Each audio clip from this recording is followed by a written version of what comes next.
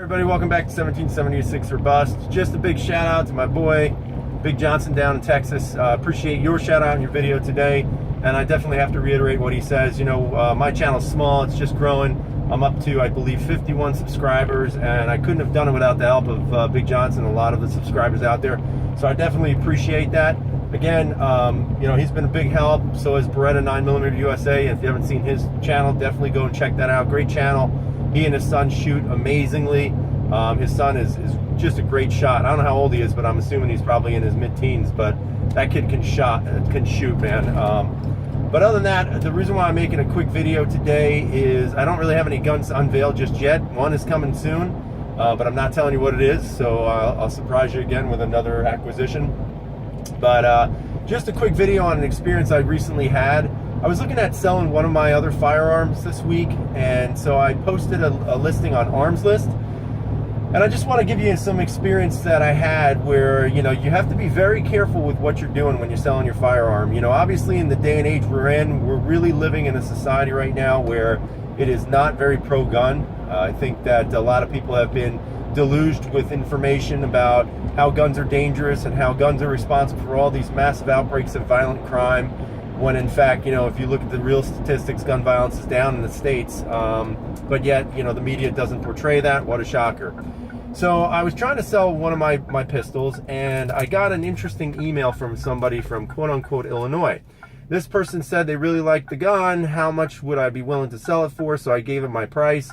And then he basically said, okay, I like the price. Can you give me your FFL's information? I'll give you my FFL's information.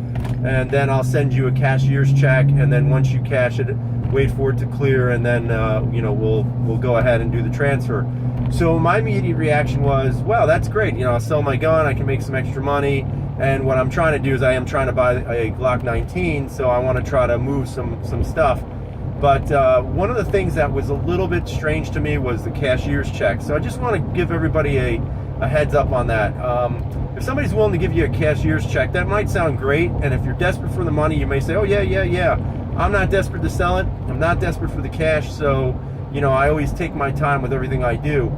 So one thing to be leery of with cashier's checks is always be careful, because those can be forged very, very easily. And a lot of times, you know, people think that, you know, you're a sucker and you'll accept that cashier's check, move your merchandise, and by the time, you know, you find out that the check is bad, the merchandise is gone, the person is gone, and now the bank is looking at you for fraud.